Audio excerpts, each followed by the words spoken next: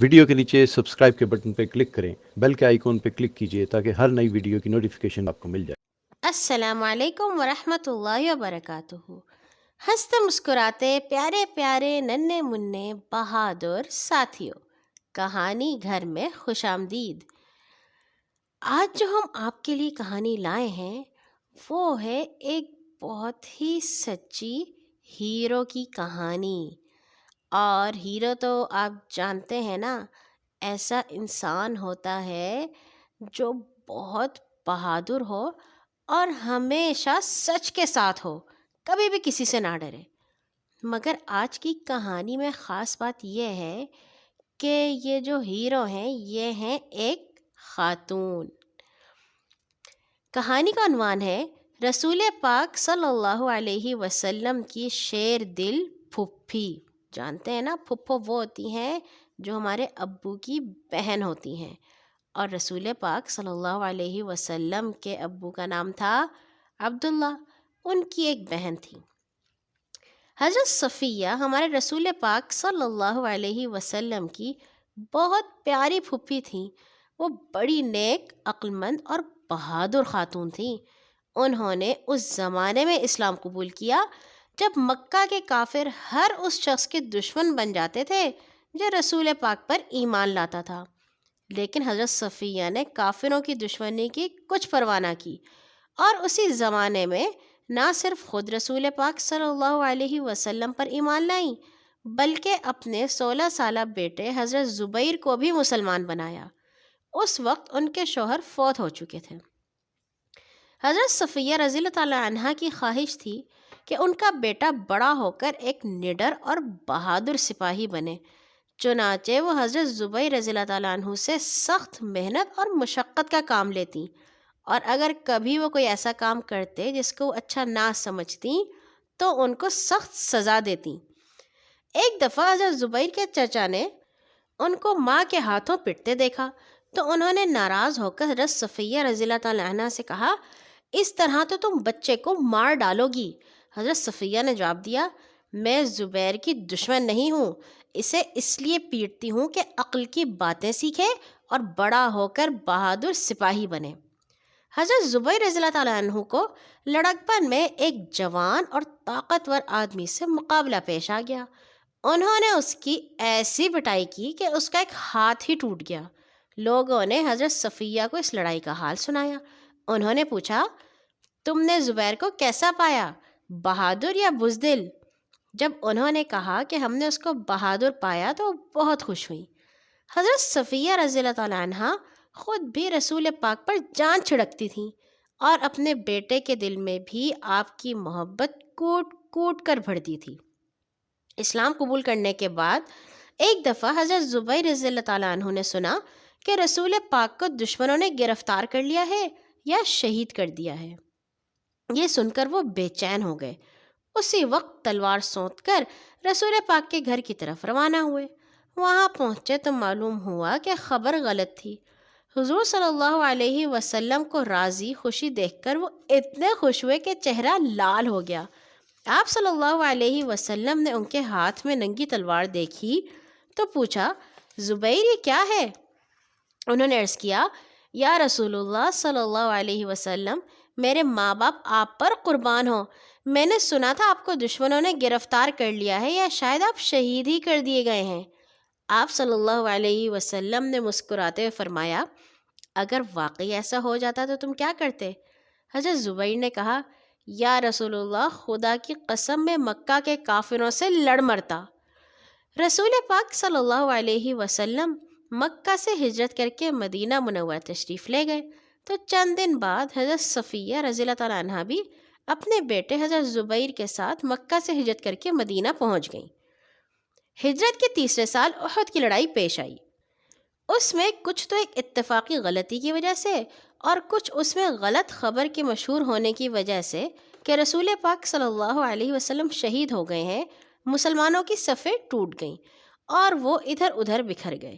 حضرت صفیہ کو یہ خبر پہنچی تو وہ ہاتھ میں نیزہ لے کر مدینہ سے نکل کر لڑائی کے میدان کی طرف روانہ ہو گئیں۔ راستے میں انہوں نے چند مسلمانوں کو دیکھا جو مدینہ کی طرف آ رہے تھے۔ حضرت صفیہ رضی اللہ تعالیٰ عنہا نے ان کو شرم اور غیرت دلائی اور سخت غصے سے فرمایا، رسول اللہ کو چھوڑ کر چل دیے؟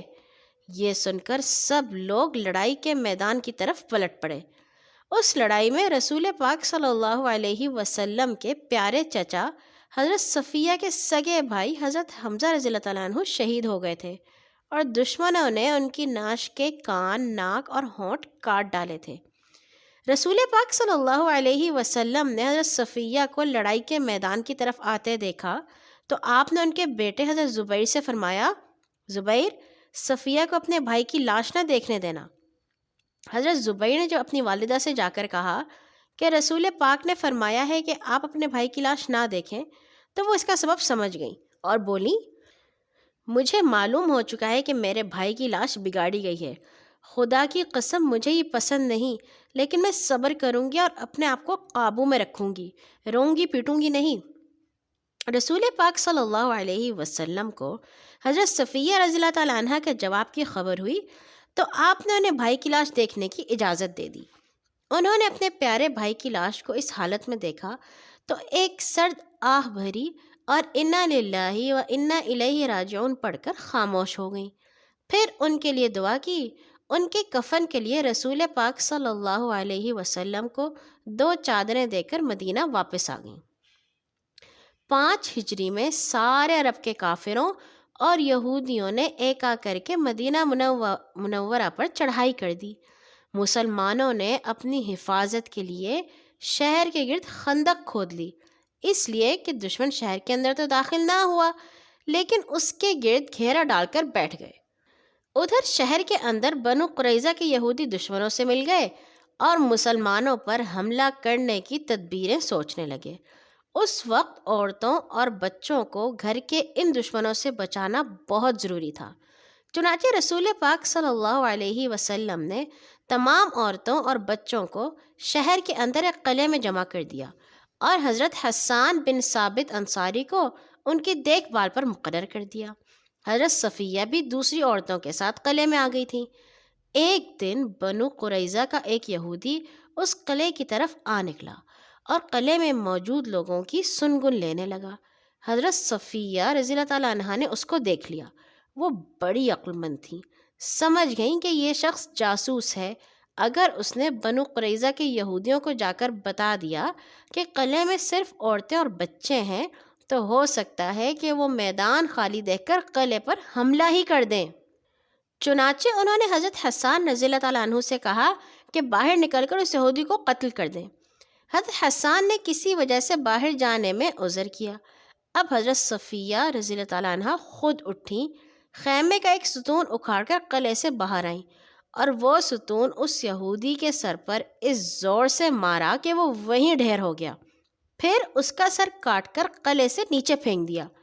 بنو قریظہ کے یہودیوں نے کٹا ہوا سر دیکھا تو ان کو یقین ہو گیا کہ قلعے کے اندر بھی مسلمانوں کی فوج موجود ہے، چنانچہ انہیں قلعے پر حملہ کرنے کی ہمت نہ پڑی۔ یہ خطرہ صرف حضرت صفیہ کی وجہ سے ٹلا۔ اس وقت ان کی عمر 58 برس کی تھی۔ حضرت صفیہ رضی اللہ تعالیٰ عنہا کو رسول پاک صلی اللہ علیہ وسلم سے بڑی محبت تھی۔